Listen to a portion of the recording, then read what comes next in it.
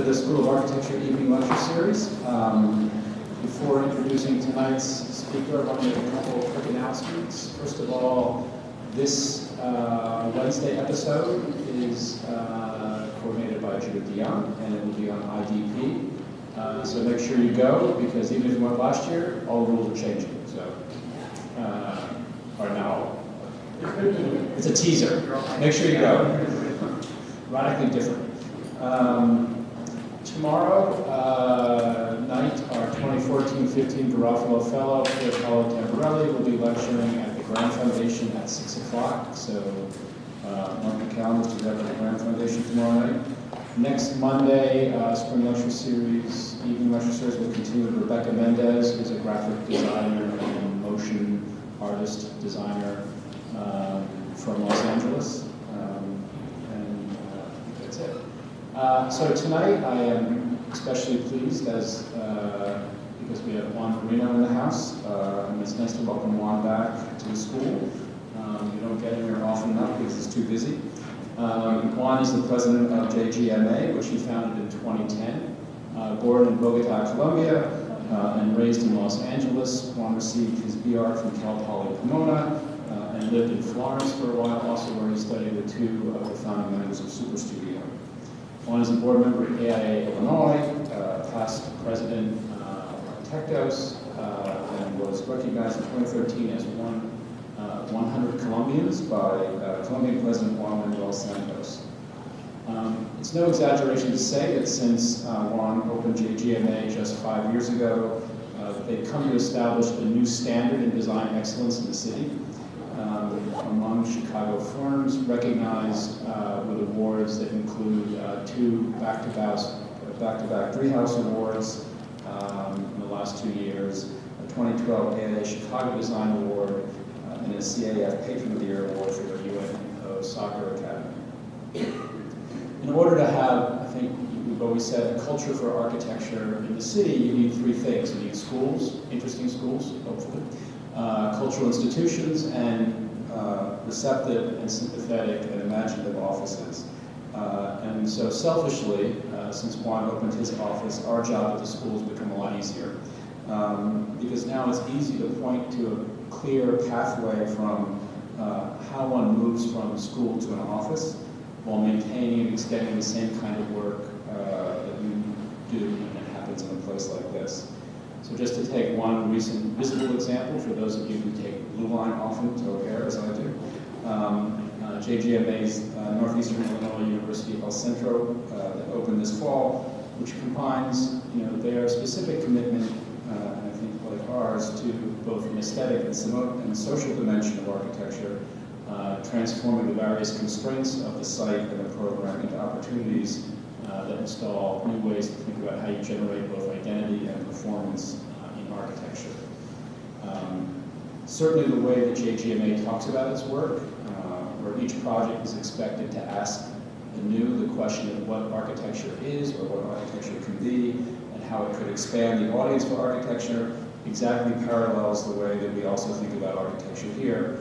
Just as their mission to bring design excellence and speculation to previously underserved communities also mirrors our mission in terms of delivering a highly disciplined and experimental education to students and populations who might not otherwise be exposed to those models of education.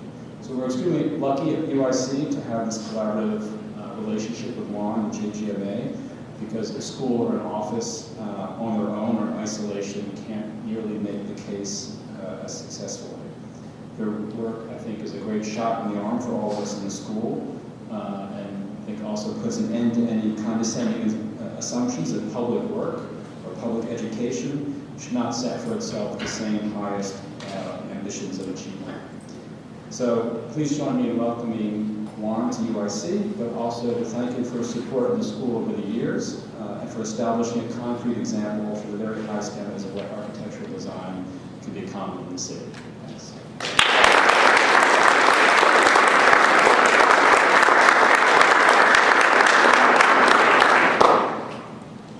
I'm setting my phone there only to make sure I don't go past the hour, because if I don't, I will. This is an incredible honor for me. I've mentioned it to you a lot, but just to ask me to be here is something that's really important, not just for myself, but the firm, because many don't realize that when we started in 2010, it was 2 members or 2 alums from UIC that either had the courage or were crazy enough to join me, and that's David Ruffin and John Rausch. So I made this comment, and I'm totally going off cue. I made this comment at accreditation. I think every conversation triggered that in my mind because I was asked about my feelings towards the university. And everybody there was a common thread about just the critical thought here. But I also added, and I think it's worth noting, when you're trying to establish a brand of what you care about and what's important for you as an architect, there are only so many schools that I would ever reach to for that kind of thought. How are you going to set yourself up from nothing, essentially, and then begin that first step towards becoming an architecture firm, or realizing that dream that many of these students back there will have, just like me, and how do you get there? It's having team members like them and others that have joined since that have helped take us to where we are. So let's take a ride. It's interesting, I usually start my discussions, what brought me to Chicago. This one I changed because maybe it's because I hit a monumental stage in my age recently. You guys do the math. But I decided to go backwards. We're going to go rewind. I think it's important to set this up to give you some semblance of understanding. And I've been reflective recently because maybe I hit this certain age. But what is it that has helped formulate the architect that I am? What is the journey that I've taken? Yes, I'm from Bogota, Colombia. But subliminally or not, it's my trips there that have sunk in with me. And the work of Rogelio Salmona is one that maybe I wasn't mature enough to understand in my early years, but certainly I understand more. Even though this is not from the 1960s, it is that link to my journeys to Colombia to see my family. This is Giancarlo Massanti. It's a Bogota architect that did a library in Medellin. Where this has planted a seed in me is really seeing for my own eyes for the first time this transformative impact that is called architecture, that is innate for all of us that practice it, and it showed me that you actually can create change. If you're not familiar with this project, look it up. This isn't a lecture about it, but what I will tell you, it's in one of the poorest areas of Medellin. It's a library that's as contemporary as you can get, both from the outside and inside. A system of public transportation, a cable car, was built to access this and give these impoverished individuals that live in the hills in Colombia a chance to link to the city and vice versa. When I went for the first time, my family members that lived there refused to take me because they said it was one of the most dangerous areas. I took architectural record and showed them, hey, gringos have been here, let's go. And we went. What I witnessed, and I kid you not, within my family, I saw tears within their eyes because they lived there and they had never been. And here is architecture at the forefront of changing people's opinions about a country. And now this is a link to an ecotourism site that goes beyond. Those have lasting impacts on me. 1970s, I'm living in LA, enjoying what LA has to offer just like any other kid. But it happened to be the beach. Part of it was in Newport, and I'd go by this house by Schindler, the Lovell Beach house, not knowing much about it, but it always intrigued me. Towards the end of the 70s, in Santa Monica, I'd go by this one, Frank Gehry's residence. Again, I didn't have a maturity as an architect to understand what these projects meant, but the seeds were planted firmly. 1980s, and I wish the speaker would work, otherwise I might have to unplug this and we'll go with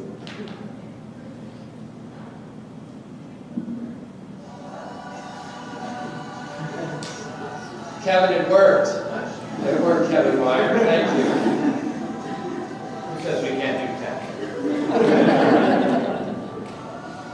So, yes, Pink Floyd, yes, Dark Side of the Moon, but this was one of those moments that rocked my world as an architect. There I was, first year in architecture school, and I'm looking at you students. Architecture history, first course I took in an auditorium. I walked in, great professor from Britain, Neil Jackson, comes in with the reel-to-reel, and he plays that song, and he left the room. I was going, what the hell have I gotten into? I had no idea what it meant to study architecture. But there it was my first day listening to Dark Side of the Moon, and he came back in, and he made a very simple, profound comment in question. Do you guys know what Pink Floyd studied? Architecture. So the power of architecture is around all of us. I had no freaking clue. I'd listened to Pink Floyd, but I had no idea. These things, again, they leave a lasting impact. Started to venture out, see some architecture. Yeah. Louis Kahn rocked my world. To this day, it's still one of my favorite places to go. Then, as my luck would have it, my first job, I started working with an architect by the name of Judith Shine. She's my former professor at Cal Poly, probably one of the foremost experts in Rudolf Schindler. There was the crossroads of education and practicing architecture. And you know what I found? They're not too dissimilar. So if you start to ask me what's it like in our office place, it's just like being here. And I say it all the time. I always make the statement when I talk to students, as soon as you hear somebody tell you when you walk out of these sacred walls, forget everything that you learned in school, it's a very simple response, bullshit. It matters. The creative thought that you're learning here is important. Don't you forget it. Take it with you wherever you go. I preach it to this day. Another rock my world moment. Bob talked about my time in Italy. I had spent almost 2 years of my life with Cristiano Torelli Francia and Gianni Pettina, founders of Super Studio. Dreamers. Absolute dreamers. And what's the matter with them? Nothing. Nothing. The search for ideas. Those things stay with you. So I did my journeys in Italy. Another architect rocked my world, Carlo Scarpa. You don't know him, you've never heard of him, look him up. Unbelievable. And then, Chicago. I wasn't looking to move here. I came as part of a project that I was working on. I came across the Inland Steel, another one of those rock my world moments. In my own ignorance, I had no idea when it was really built, but I thought it was new. The irony is I go by it today, and I still think it's new. Those things stay with you. 2000s, I'm here, I'm practicing. I was working for a large corporate firm, blah, blah, blah, got to travel, blah, blah, blah, doesn't matter. One project really stood out for me. And it was the first time in my own experience I witnessed this transformative power of architecture. The building on the right is for the Kansas City Star. That's the project that I worked on. Sprint Arena didn't exist. Moshe Safdie's Performing Arts didn't exist. Nobody wanted to build there. It was an industrial building. I may call it a media center, technology center.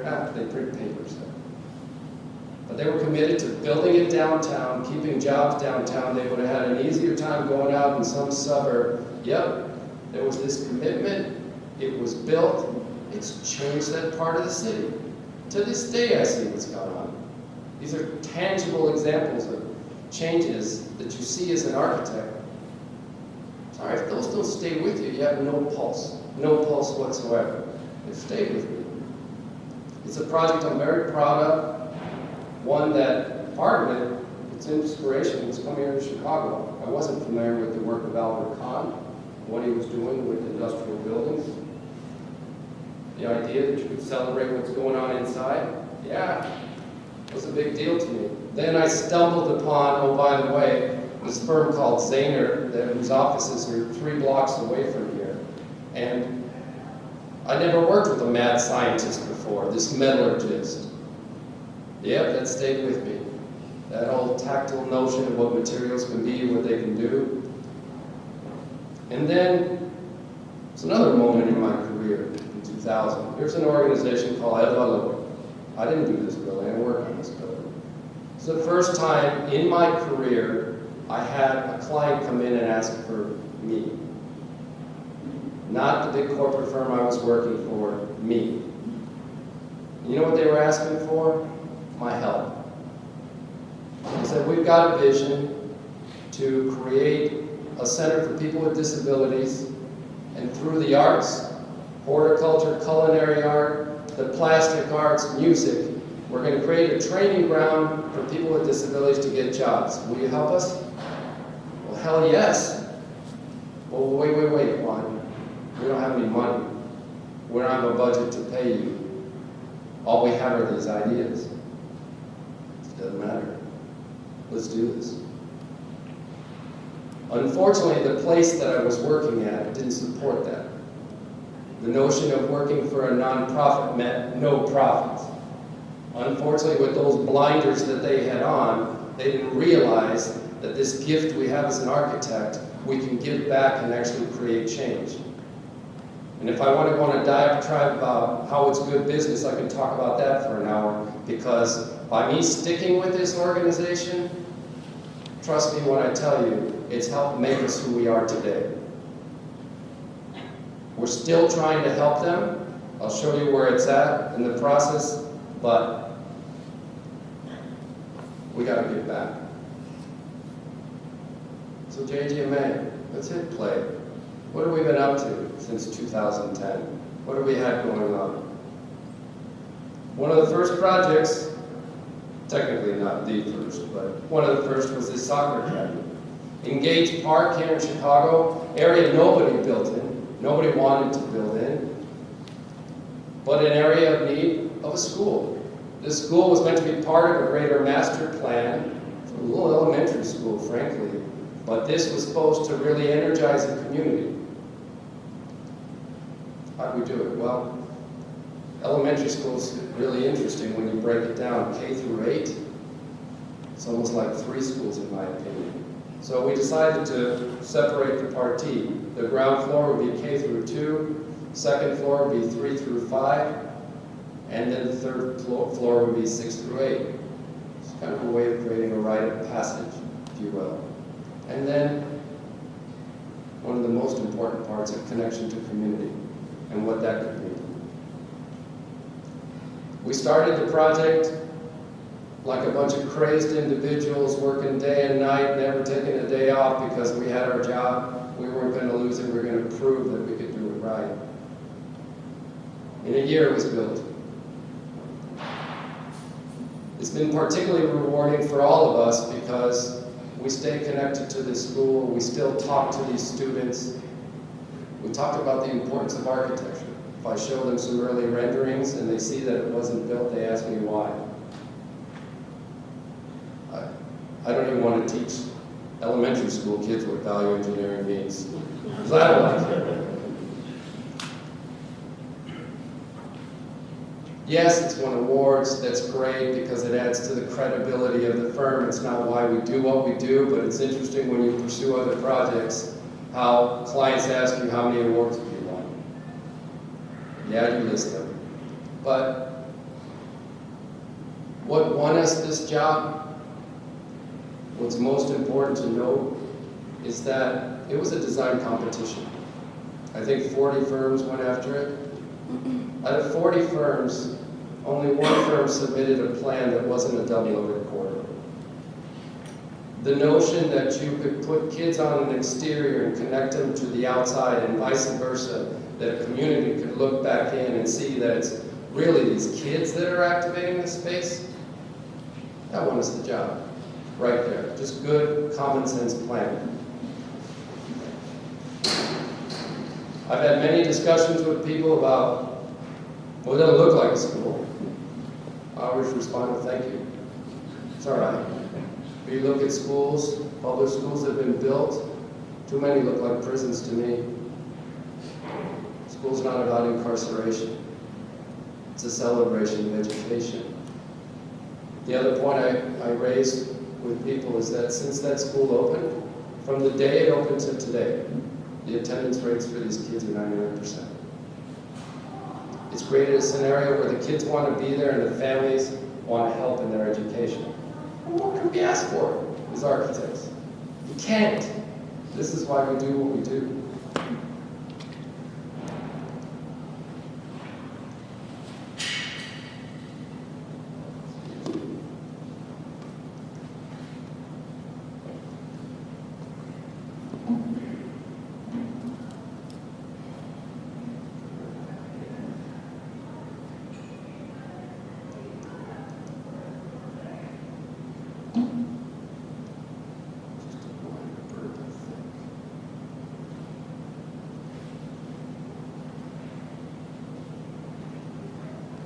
Then we won a project called Instituto. Instituto is an organization here in Pilsen that been dedicated to Latino rights, English as a second language, immigration rights. For many, many years, they run out of a 2-story motel on Blue Island, and then they bought this 3-story dilapidated warehouse because they wanted to be in their community.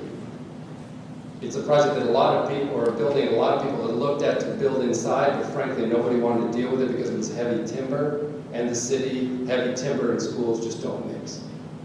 So it was a long process to get the city convinced that we could execute this, but it's also one that's interesting when you look at the psychology of what going into an existing building means. So now the sound works again. What this project was about, in a nutshell, was giving kids hope that an old building didn't mean that they weren't going to get state-of-the-art education. There was an uproar by the parents in the neighborhood because they weren't getting a new building. But in the end, most recently as last year, when I toured it and had a conversation with some of the students that heard me talking about the old building, they said, "What do you mean?" They didn't realize what had been there in the past. The idea for the skin on this one was one that it's a health sciences career academy. How could you start to look at the way a building lives and breathes that exterior skin, move insulation to the outside, create a rain screen, redefine the building's exterior, but also unveil parts of its past. What's interesting is when we got into the conversations with the city, the notion of what can we do with the inside, you go through it now, you really don't see any beautiful beam, column details, connections, covered in 2 layers of drywall. But what we were able to do is by creating that rain screen, we could keep the brick on the interior of the classrooms. Somehow, some semblance of that history on the interior.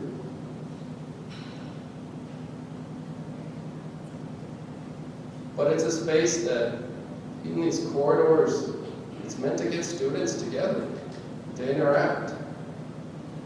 Most importantly, this space, it's a cafeteria. I call it a commons, but it's a cafeteria. Commons, I guess, sounds better. Originally, it was planned in the basement. A lot of square footage eaten up. Why would you want to take up some exterior windows, so on and so forth? Once you walked on the roof of this existing building and saw the unobstructed views to downtown, they left an impact. I was with the owner of this organization. He made the statement, this is not me, he made the statement, he's going to bring all of the students up here, he's going to point to downtown, they're all the team kids. He's going to point to downtown, he's going to show them you're part of Chicago. This community is called Pilsen, but you're part of Chicago. Because you'd be shocked how many of them don't realize they're part of the city of Chicago. Power of architecture, once again. It does have a transformative effect. And then we were fortunate enough I could care less about scale of the work. Do a little 30 by 30 project up at Old Orchard. They call it the Cube. It's seasonal retail, cacophony of all the various advertising there. It just sits in an open space. The confluence of all those outdoor walkways. And it just sits there as a glass cube. A very simple kit of parts. Put it together as simply as possible, as pure as possible. There's a power in the sublime.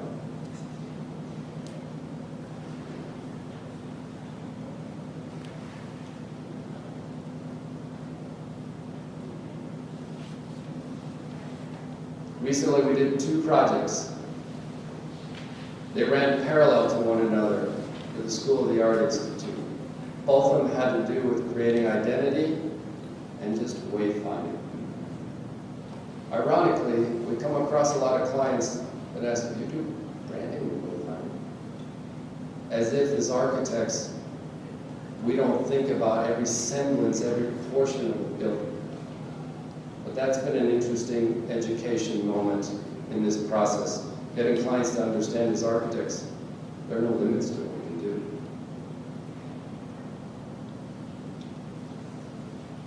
First project on Michigan Avenue is a way of linking administration and some of the educational moments. Interestingly, this is a student lounge.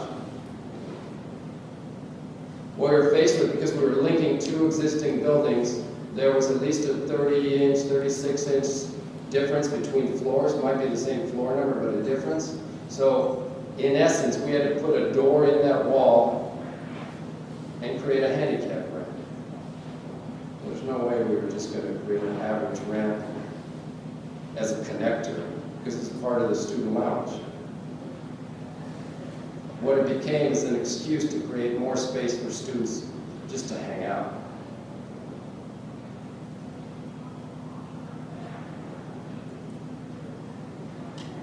The gentleman on the left is probably the oldest looking student, you know, but if he were in here, I'd be bragging on him more than Jason and Ross.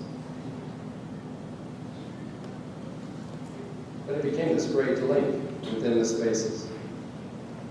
As I mentioned, running parallel to that was another project on Wabash. Same thing. This is where students go in to decide if they want to study at SAIC.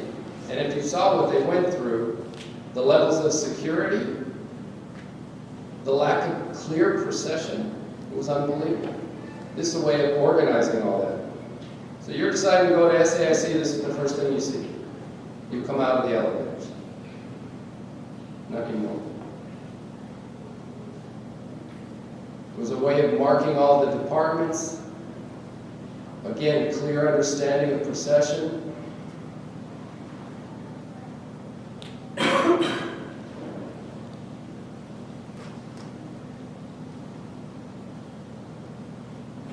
Again, not a big project, but one that's important for the firm. El Centro.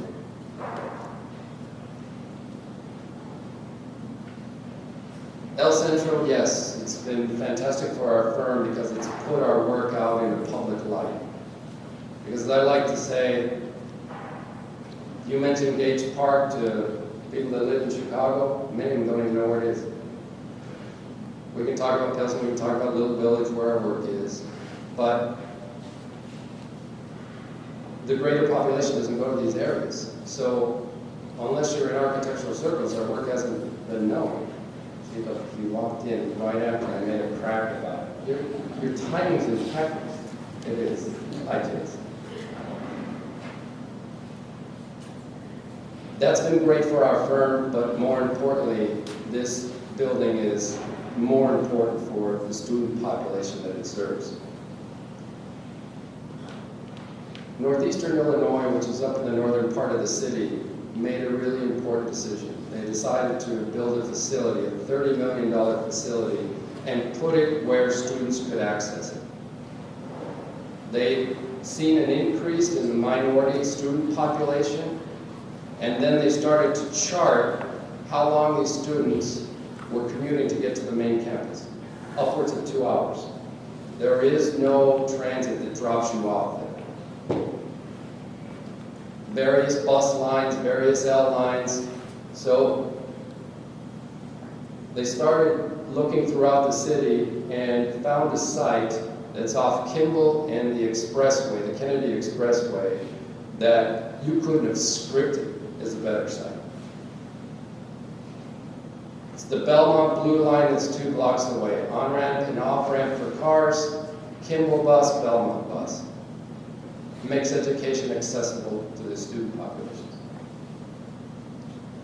As we started, it was interesting just to travel the expressway because we found that most buildings turn their back on it. Unless, of course, you're billboard. Billboards that have historical significance in the city, or billboards that reek of politics and how the hell they got something so big built, or buildings that act more like billboards than they do buildings, the mural building. And it was fascinating to us as we looked at that mural building and understood kind of moments in time of what that has meant to Chicago, and especially at the height of the Bulls, that when this guy was on that building and they were doing this to his hair, it was stopping traffic. It's a true story, but why is it that a billboard stops traffic? Why is it a billboard gets our attention and architecture doesn't? It's because nobody's been trying. So as we dug deeper, because the site has a bulge in it, we don't know exactly why it bows out there, but we looked historically. There's another spot along the Kennedy that does it. This is where the church St. Stanislas Kostka is at. Ultimately, it was the power of the church that allowed that land to be protected. And yes, the expressway worked its way around. On our side, we hear people talk about the geology because the bedrock is high there, but there it sits with the blue line, bus lines, Kennedy northbound, southbound. We're off to the races. What do? Do we pancake the building as a single story? Do we look at it as a double story? Do we push it back? Individuals in the city wanted us to push it back. Delayed the project 6 months. So there's no way you can build a building next to the expressway and still teach inside. Fortunately, the university stuck to their guns. Look around, most of the buildings are 2-story. We started to look at a 3rd story. Thank God for this stratified city, because vistas are there for the taking. And as we showed you in that Instituto project, they're not just there for the taking, they're there for inspirational and education moments with the students that go to these facilities. So I'll get into the plans and show how it works, but it's this section next to the expressway was key, showing that we could pull this off. We worked with the acousticians from Arab to help us tape the sound there, find out what was tolerable, what wasn't. Ultimately, we used an approach that we did back at the soccer academy and went with a single loaded corridor, so that the corridor was our sound buffer. So if you take this section and look through it programmatically, it's wonderful what they're doing there. They're dedicating the ground floor to community. They're welcoming the Avondale community, saying, come on in. We've got 2,000 square feet, 2,500 square feet of the ground floor that's unprogrammed. It's a tabula rasa. Come use it, whatever you want. And then come in further, because there's computer labs and there's conference room space that you can use free of charge. This is what the university is saying to the community. There's the buffer from transportation. And another poignant moment in this design. All right, but in a lot of higher education projects, it's the administrators that want to go with the best views. Here, they said, no, we're going to create a student lounge for the kids. It's important because this is a commuter campus. It is. But we have to find reason and create reason for the students to stay there and interact and learn more in classroom and out of classroom. And then that connection back to the city, what potential would exist. The idea of creating this second skin on the outside, that yes, it serves a sustainable moment, it serves a branding moment, yes, but how are we going to be influenced? How could we let the winter sun into the student lounge, but yet block the sun when we needed to? It's all part of the investigation. The plan arrangement, this is the entry. That is that 2,025 square foot undefined community space. What that does is then link a corridor that creates,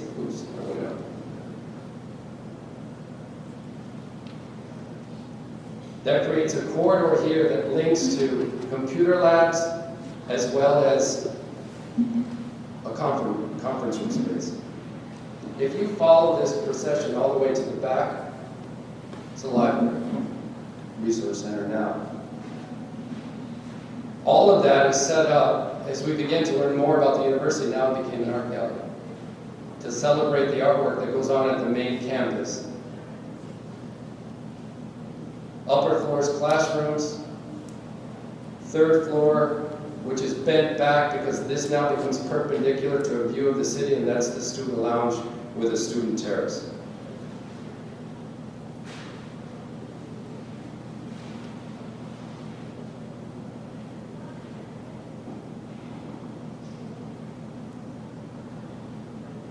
It's a project that even surprises us as we go by it, but this exploration of what it meant to be on the Kennedy going southbound, how visible was the project really? What would you see? How could it be realized? And then conversely, the experience northbound. Could you, in this experience of an inbound and an outbound daily commute, and there's 500,000 commuters that are the captive audience for the university, and probably we wanted to get their attention, not just on their way in, but the way out, so the composition was they would get it that it's Northeastern throughout. The project opened in September. It's one that when we look back at some of the earlier images, it's uncanny how close the final result is. Yeah, obviously there are changes, but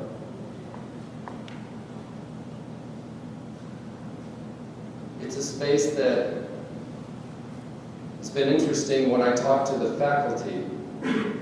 Most faculty that teach there kick and scream when they have to go to El Centro to teach, because they used to be in a small little facility on Pulaski and Belmont that was rented from a high school. Academics didn't want to go to rented space from a high school. Now they're all asking to teach here. It's part of that transformative effect. So, let's hit the pause button, or stop, as I like to say. For all of you, these are projects that are never going to happen.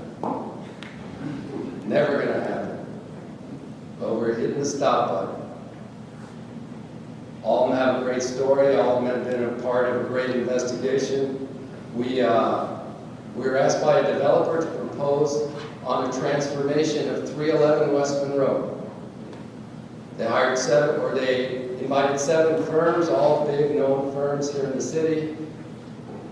We won. I'll show you why we won in a moment. But the building was meant to be leased by high-tech businesses.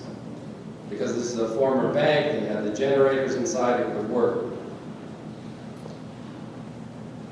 I'll show you our approach and what won it for. First, it was the notion that if you're going to create change, you have to change the perception of what people think about that building, and it's dwarfed by stainless steel and glass buildings on all sides. Could we create this kit of parts that, similar in scale, maybe change some proportion, utilize it time and time again, but get people to understand that These high rises are not viewed as if we were birds. They're viewed as if we're people.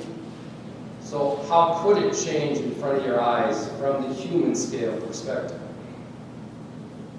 Could this notion of this kit of parts on the outside then clearly suggest how you walk into it? What procession could be like?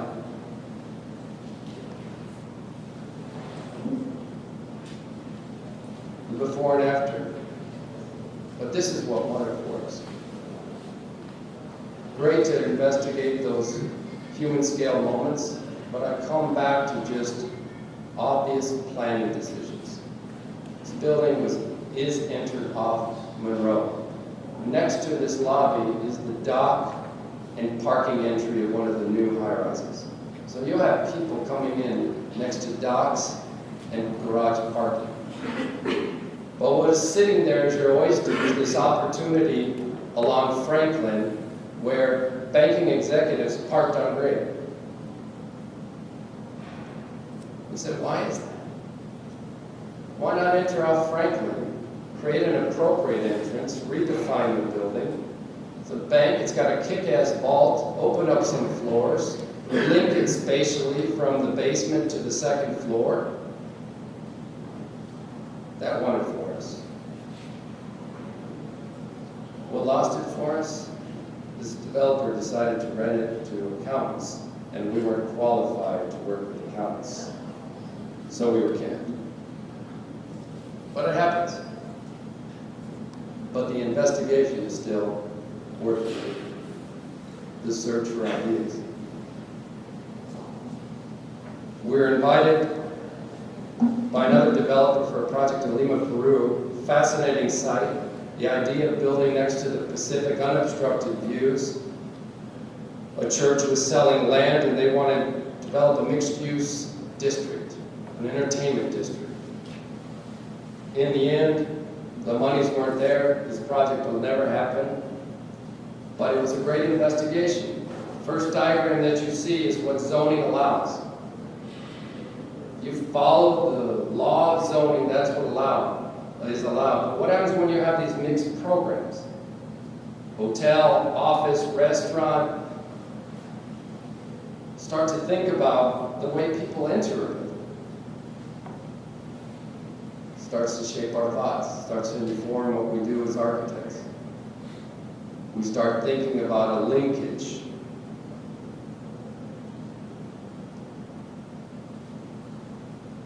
Again, project will never happen, but the ideas stay with us for our careers. This is a painful competition we lost, but I'll share it with you. Because they're great stories of why design matters. So we have a belief throughout the office that what we do really does make a difference. When we recognized people were taking notice was 3 years into this. The city put out an RFP for a library in Chinatown. It wasn't to be their prototype. It was supposed to be a landmark building that was also going to be used for tourism. We put together a team, submitted our qualifications.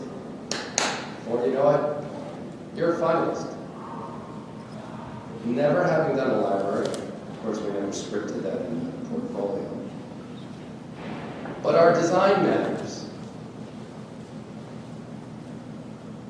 Nagel Hartray, SOM, and JGMA, 3 firms that were shortlisted. They turned it into a design competition. Here's our entry. We had a great team. Bureau Happold worked with some Chinese artists that are down in Bridgeport that were part of our team to help us understand that, one, we don't want to recreate China, but we can certainly be inspired by it. What is it about space, texture, light that can play a role in our thinking? Or even as we start to look in Chinatown without thinking about recreating, what are those things that are important contextually, respecting the place, and ultimately our solution. It's a fascinating site because it links old Chinatown with new. There was talk of moving a street at the time. So how does that play a role in what we do? Like I said, was a great experience for all of us to work closely with all disciplines. From our landscape architects, to our mechanical, electrical engineers, structural engineers, to our art consultants, if you will. In particular, this notion of sacred space and public space. And ultimately, because there's an alleyway that had to remain, that would be the linkage between old and new Chinatown, how could we get people to walk by this building on a daily basis and experience it? It became part of the investigation.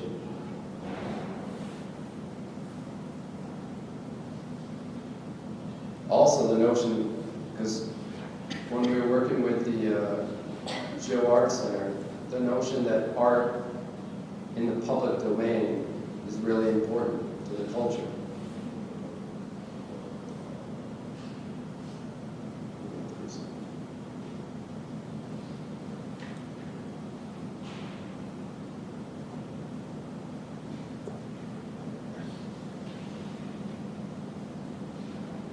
And ultimately, as we think about this connection,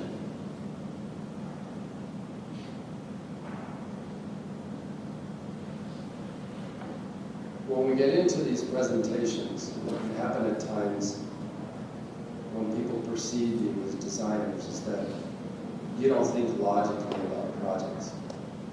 We spend a lot of time talking about the logic in our work and why it makes sense. How you can have efficiency in the way buildings stack. We hear it all the time. But buildings also have to inform what's around them. And we spend a lot of time going through these investigations. And it's big. Folks at Bureau Happel were fantastic and they worked with us. The structural engineer forefront, never heard what a diagrid was in my life till this day. And then the composition. Like I said, losing's painful. Don't get me wrong, it sucks. Especially when you think you've won a competition based on merit. We've heard a lot of reasons why we didn't win. It had nothing to do with our design. Things that are out of our control as architects. But you can't be deterred. You have to keep on. Fortunately, people see the work that you do, even when it's not realized. They see your ideas, and it leads to other opportunities. That's why you have to stay the course. And lastly, another one that will never happen for us. We were asked by the head coach of UIC Soccer, the athletic department at your foundation, to investigate the potential for a new stadium. To do something with that little old grass field, a stadium, and I use the term loosely, for 2,500 people. How could you start to make it more intimate? It was a great investigation for all of us to listen to kind of the legacy of what this program has meant. The notion that club teams like Manchester United, when they come to this city, this is where they want to practice. And that legacy is here. But what it could mean for the team. I say that we're not going to work on this because it's part of the reality of business too.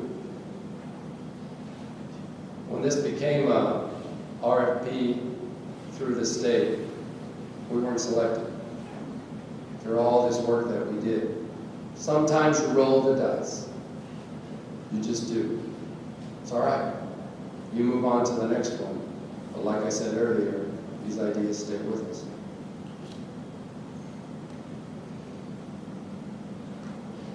We're going to go quickly through these because I'm getting to that time. I pushed the pause button on these because I can't tell you if they're going to be realized. I don't know. But we don't give up trying. This is the one that I mentioned to you, that's down on the south side on Garfield and Michigan Avenue. We were introduced to a great organization called CLEAR, Keep Loving Each Other. Organization that was inspired by a young woman that died in a domestic abuse incident. So they help a lot of kids in that area. And this is an opportunity not only to create a center for these kids, but it becomes a gateway all the way to the University of Chicago. So this is part of that dialogue of what can Garfield become?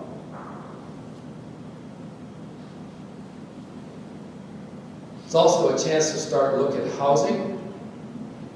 It includes on the opposite side of the center a housing facility for seniors, but senior artists. So it's part of the conversation that the Astor Gates is having down in Washington Park and what it could be. It could be an interesting endeavor in its own little way. One that as we looked at what goes on, just if you take an aerial image of this area and watch the way people maneuver land, and there's a lot of open land, throughout you'll see that they take the shortest distance between 2 points. And how that can inspire our thought.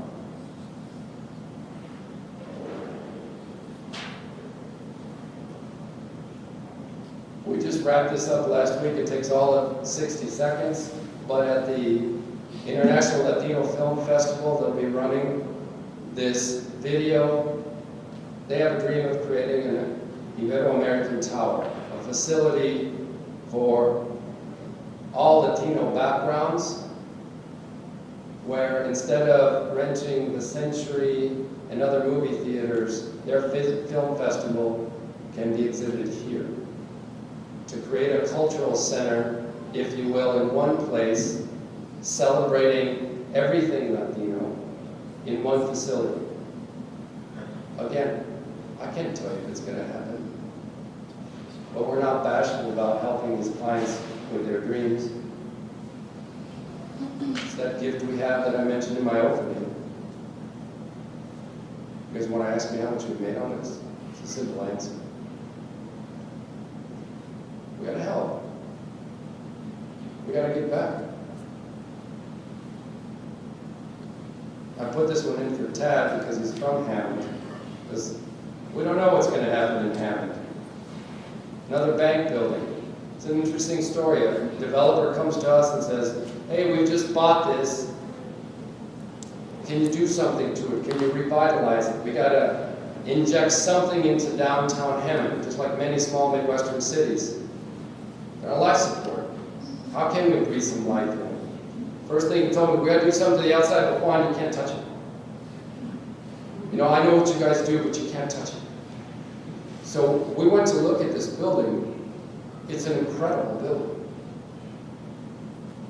What they did allow us to do was, well, you can change the window wall system. Because, you know, we're going to want to put some new aluminum systems in.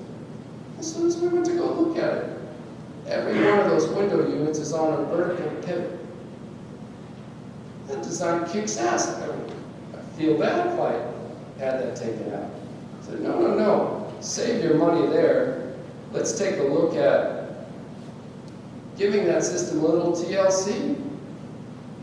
It's an insulated unit. But how can we protect it?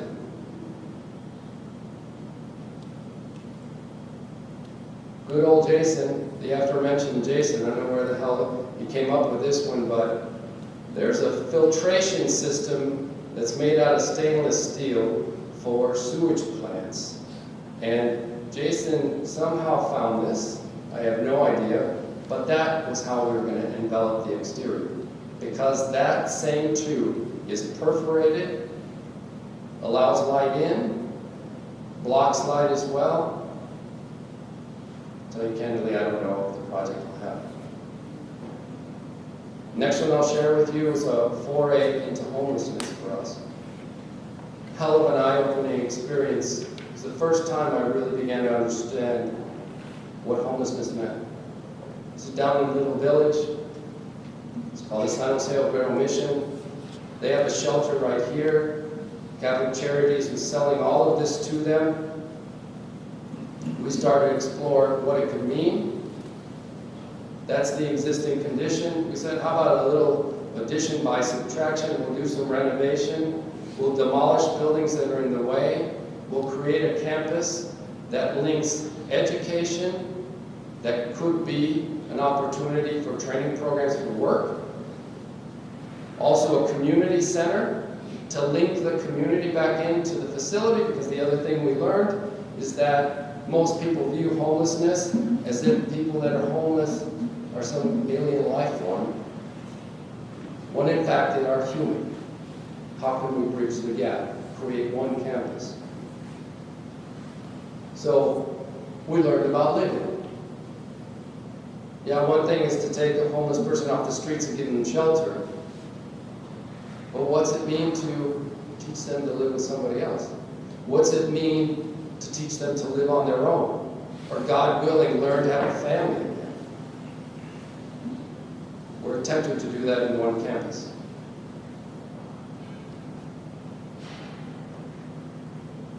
If you open yourselves up to giving, you have a chance to be touched by some of the most incredible individuals that are in this city.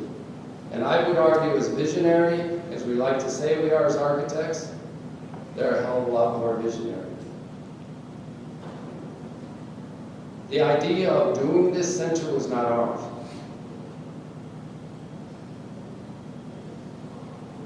I don't know if it'll happen, but we're not going to stop trying. Lastly, El Valor, coming back to it, we're still around. They're trying back of the yards. 100,000 square foot facility. Scale-wise, there's nothing like it around it, unless you want to count Burlington. It's a Burlington co-factory. It's a couple blocks away. There's the site. There's our intervention.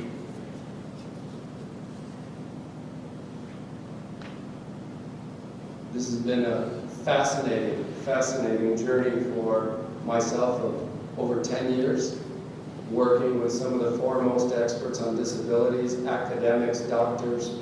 Taught me a lot.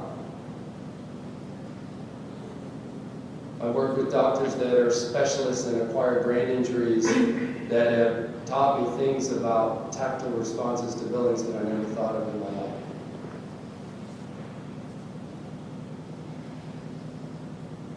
That's a pause. Bob, you tell me. How you guys doing, all right? For the students, let's fast forward, okay? I'm going to change this up a little bit. What I'm going to show you quickly are 3 projects. I don't know if I'm supposed to show them, but I don't care. It's not everything to get this podium, right, Bob? What I'm going to show you are 3 projects that I have not set up for a presentation for you. I'm going to show you how we talk about architecture in our work, and you'll see it just like we talk about it here. So the first one, we were recommended, thank God, Bureau Happold recommended us to Davis Brody Bond, who was pursuing the Chicago Lighting Framework Plan here in Chicago. It's the idea of creating more tourism in the city. We're a finalist. 4 firms interviewed. We're one of the 4 firms. We're on a team, a very big team. I'm going to show you what was presented in our interview, in our public interview. This is the work of a lot of individuals. It's like your presentations at the end of your project.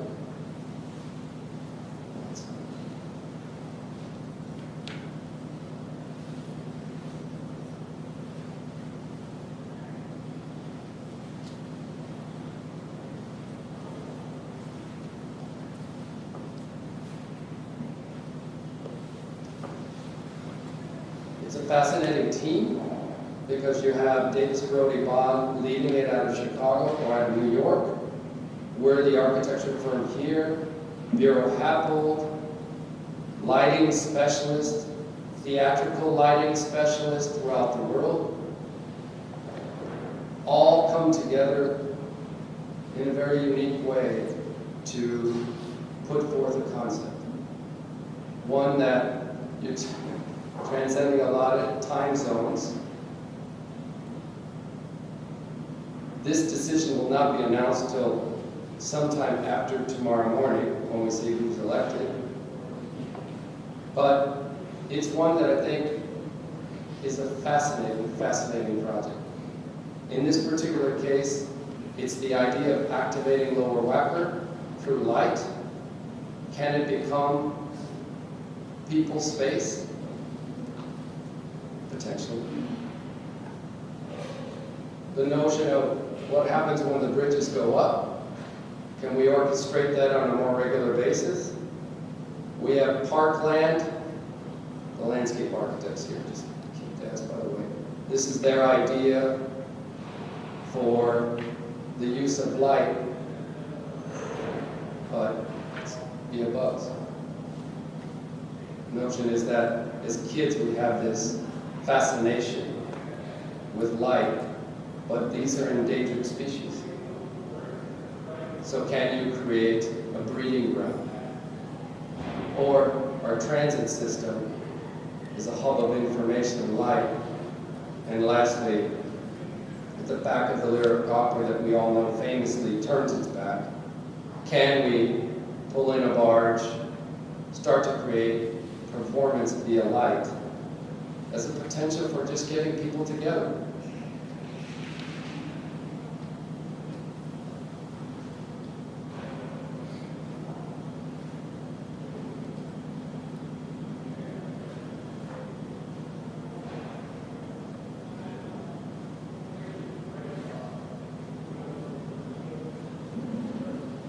We've recently been awarded two projects. Two projects that change the scale in our office, give us the chance to show as a person of, as a firm of, a week from today, thanks to Miriam sitting there, we will be 14, that you don't have to be a conglomerate to do larger work. If you're not familiar with Lathrop Homes, it sits on Diversity in Clybourne, a fascinating project from the CHA. All of these buildings to the north sit empty.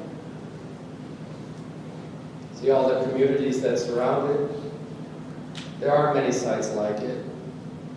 Landscaping was designed by Jens Jensen.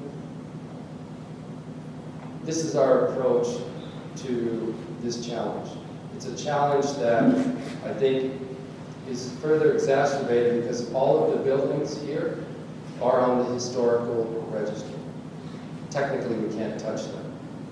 But yet, for all of you that have driven eastbound or westbound on Diversity and have seen the steam coming out, we all have our perception of what goes on there. That's where the poor people live. So, how can we, through architecture, convince people to want to live in this area again? Fully knowing we can't touch the buildings. It's a fascinating premise, and I don't have all the answers, but this is our start. This is just the beginning. Clybourne Diversity. If you listen to the community, you hear them say along Clybourne, they feel this is a wall. It's fascinating because on the opposite side of Clybourne, the buildings actually do create a wall. It's perception. There are small entry points. All the doorways, you see, are accessible from the Clybourne side. We said, what can influence us? How can we link Clybourne, this great lawn area in the center, Levitt that cuts through it, and finally connect us to the river? Linkage in both directions. Finding programs that can continue this idea of link. looking at all these nodes that occur across the site and or courtyards that are public/private or some that are very private. The Great Lawn. And this was our strategy. This notion of connection, finding these moments of influence, looking at realistic pathways, people and how these could start to tug on these intersections, respecting Jens Jensen and the work he was trying to do there, how that could inspire us in our own contemporary vocabulary, and then start to redefine the site. Offer up programmatic ideas that weren't thought of.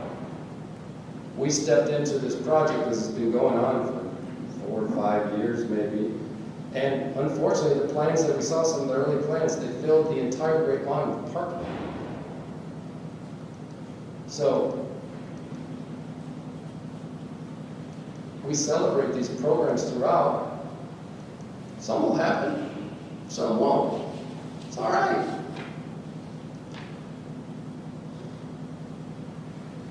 This drawing right here is what got our clients to fall in love with us. Simply get the parking out of there. Park on the street, yeah, you need a little bit here, but scale-wise, that's still a great lawn. That's an enormous space. All the functional pieces, like loading, like trash, again, showing we understand the reality. And even the sectional properties of these buildings. Some have basements, some don't.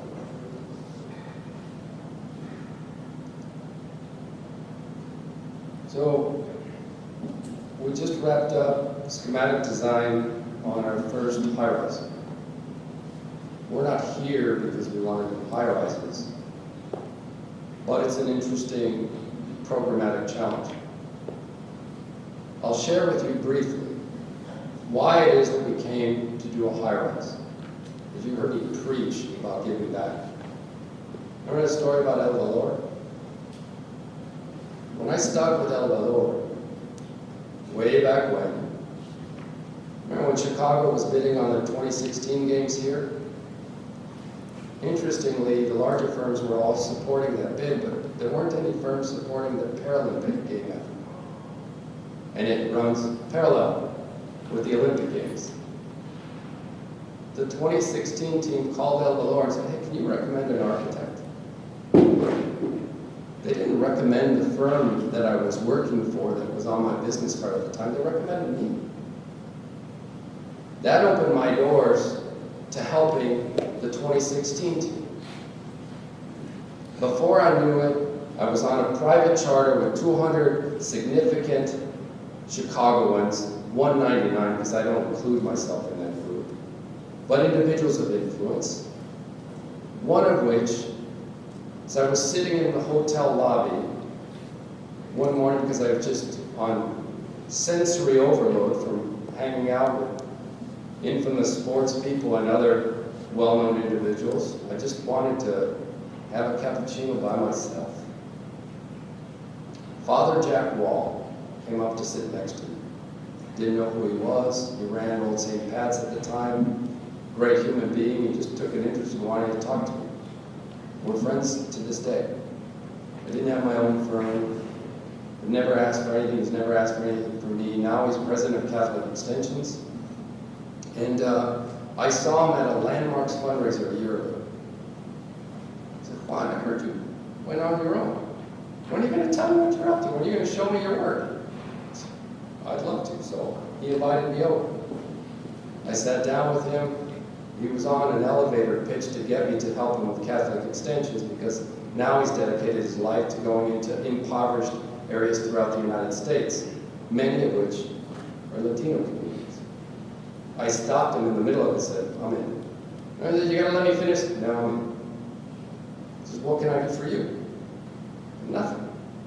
You know, you asked me to come show you what I've been up to. I brought my little portfolio. Let me show you. I said, well, you know, I know a lot of people. Yeah, I know. That's how I'm here. So I show him the portfolio. He says, this is great. Can I keep it? At the time, these things were like 70 bucks, 80 bucks. That's a lot of money. No way in hell I was going to say no. And sure enough, I left it there. Wacker and Adams walked back to our office at Adams and Wabash. In that 10 to 15 minute walk, a voicemail had already been left in our office from him saying, oh, by the way, you owe me another book because I just gave yours to John Buck. Didn't know John Buck, who he was, obviously. The next day, John Buck's assistant called in. He had asked to meet me for lunch. Met him for lunch. I can tell a story. You open the door to this, and I haven't shown you work. I'll jam through it. I met him for lunch. Fantastic human being, philanthropist, lover of architecture. When he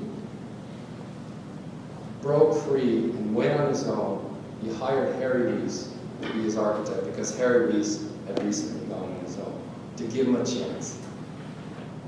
And here I was being confronted with this individual who was giving me a chance at a project type that I'd never done. He didn't tell me at the time that he was interviewing me, but he did tell me as he was saying goodbye at lunch that I surprised him. And I said, oh, well, wait. Well, you know, I really expected you to be arrogant.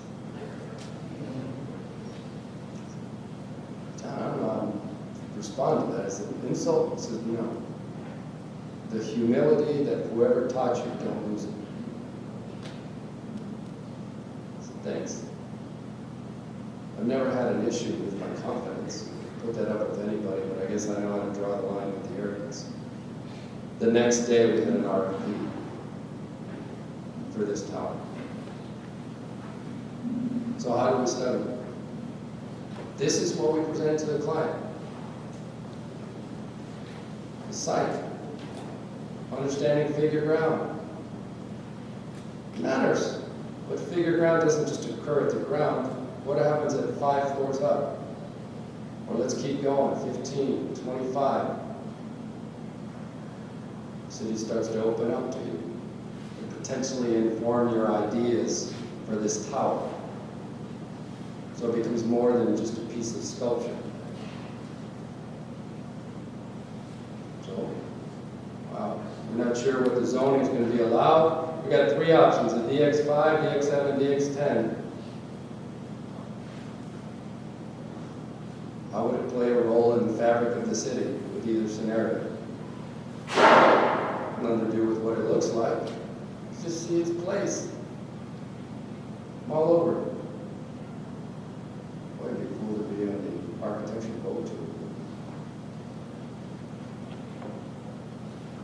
Just an exploration. Then the exterior. It's next to a train line. It's next to a church. They later admitted to me that nobody wanted any part of the site because it's next to the train. Obviously, you've learned that our firm has no issues being next to transportation of any sort. It's not an advantage because if you look, it's at the bend. So the rates of speed are actually quite slow. It's a hell of an aperture opportunity for creating a captive audience again and what that could mean. So first is the logic behind our ideas. Parking deck, retail, residential floors. No cantilevers, everything stacks perfectly. There's logic to it. It's an apartment building. Cladded in the window wall. Can you start to inform the scheme and give it depth with every successive layer? Yeah, you can. You can create a veil, one that starts to respect its context, in this case of the church. When you think of potentially where you want to enter, you want to enter next to the church. Wouldn't the existing facade, as you walk into this lobby, just kick ass? What about that gesture to the train? Go back to the early diagrams and think about the view framing.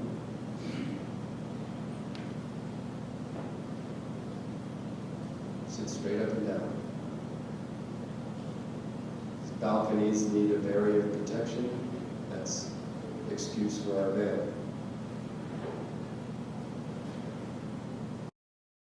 And to show that the train is not a bad thing, that the experience could be quite wonderful. With that, thank you. Truly honored to be here.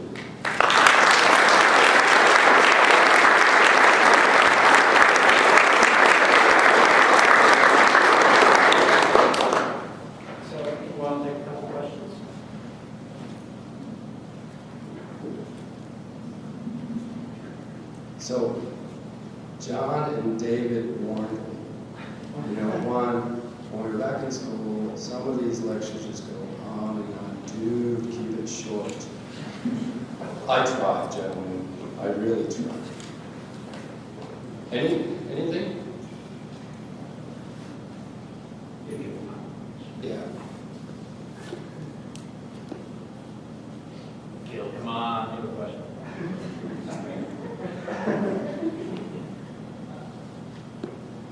Besides, are you willing to go to 15?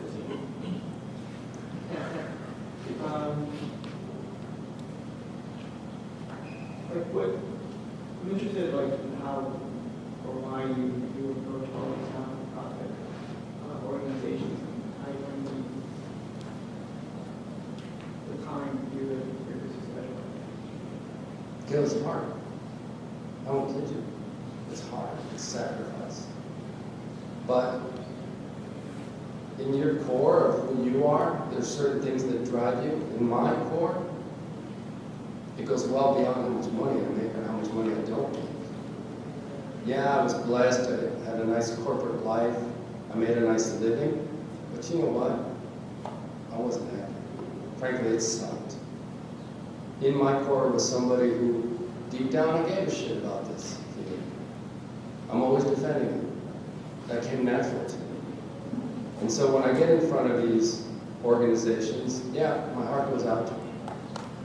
Yeah, it's tough on all of us in the office at times, but you know what? You stick it out, these opportunities come up. Because there are a lot of people out there, when they see you actually care, you're not just trying to sell, they come to you. It's wonderful. That same community that we help, that we give to our time, they become our biggest PR firm. It's incredible to me when we hear, how did you find out about us? How? Well, so-and-so. So, you have to think bigger picture too. Yeah, it's risky. Yeah, it's scary.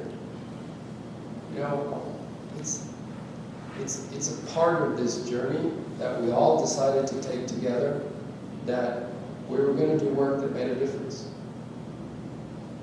Because being somewhere else is not an option. The other part of this that is unbelievably wonderful for all of us, I never have to ask for permission again.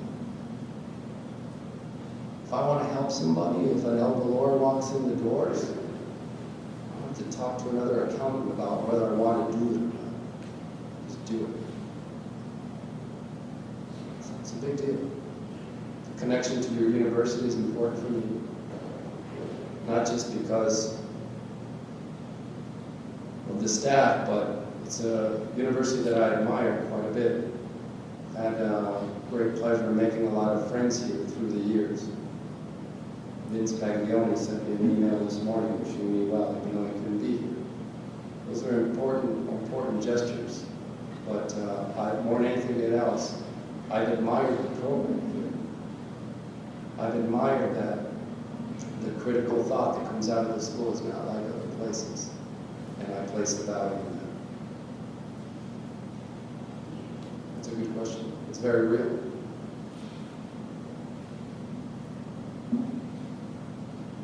Yes? So I'm kind of grappling with this idea of like making a difference, or failure to making a difference.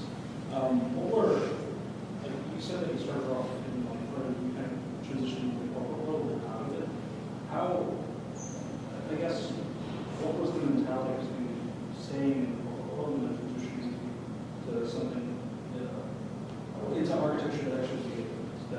events besides kind of those serving corporate allocation? So if I don't answer this properly, just ask me again. Yeah. So if I were to create a framework about what it was like in the corporate world, I was global design director in a firm. You would think with a title like that, I had some say in what. Yeah, design direction if I thought I was cool at that moment and I could help them sell something. Do you know what drove the decisions of things? Shareholders and, I never heard of this term, the efficiency rate of the staff. I'm sure we never studied that in college. But if I were to have just an intellectual conversation about ideas, that's what turns me on. I just want to talk about ideas, good, bad, and different. Couldn't have that. So people want to talk to me about utilization rates. I don't know if I'm allowed to drop that bombs, but that was the first one. That wasn't me. So the transition into our own firm, it's one where you have these ideals, and we all have them, different. It's all right, that's cool. I have those voices in my head that tell me this is the way it should be. I get to apply them, not fully knowing if they were going to resonate with people or not. I'm human. The day I chose to go on my own, I was scared as hell, but I was exhilarated. Never looked back since that day. But the best part of all this is, do you know what? These thoughts, these things that we care about, people actually do. That's pretty cool, right? Especially in the field that we don't get paid what we're deserving. We better grab on those moments. They're few and far between, but we better grab onto them and not let them go, because that's what keeps us going. And I do, at every turn. I walked through the halls of El Centro, and faculty stopped me, nervous to talk to me. How would you be nervous to talk to me? Well, I just wanted to tell you that this place is really making a difference with these kids. That's one of those moments I grab onto. I'm not going to forget it. Do we deserve more as architects to get paid more? Hell yeah. Also saw when I was in the corporate world what the hourly rates were for engineers and architects. That's bullshit. Too sorry. He started this.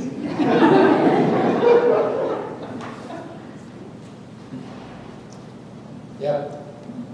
This might be a question both to you and Bob, just because I'm going back to Bob's introduction where you kind of identified three major players in a city being like, the interesting and good schools, the strong cultural institutions, and then the receptive practices that it got me thinking, since this introduction is for you, JGMA is the practice. If the practice is as a role, the role of a practice, if it's only to receive what is incubated in schools, or if there's then an opportunity for practices to get back to the interesting schools, if not through teaching, through it. As with the earlier question, if I don't get this one right, Bob can correct me. Here's my response to that. It has to do about giving back, right? Yeah. So I think from our firm standpoint, one is you probably see some of the JGMA team members on this campus quite often. JGMA team members were in our office on Saturday touring students that were either recently accepted or considering UIC. Because in a weird way, we feel like ambassadors for UIC. But we get involved in programs here. We're all advocates of it, all of us. Because it's It's one simple fact. We were all you at one time. We were sitting in those chairs and wondering, wow, what happens if I were to send this guy my resume? Or that lady my resume and portfolio? All wondering what the next step would be. What's the real world like? Is it going to be different? We try to break that down. You notice in my opening remarks, it's about encouraging all of you to continue to dream. Did I answer it? Yeah, and I maybe ask you.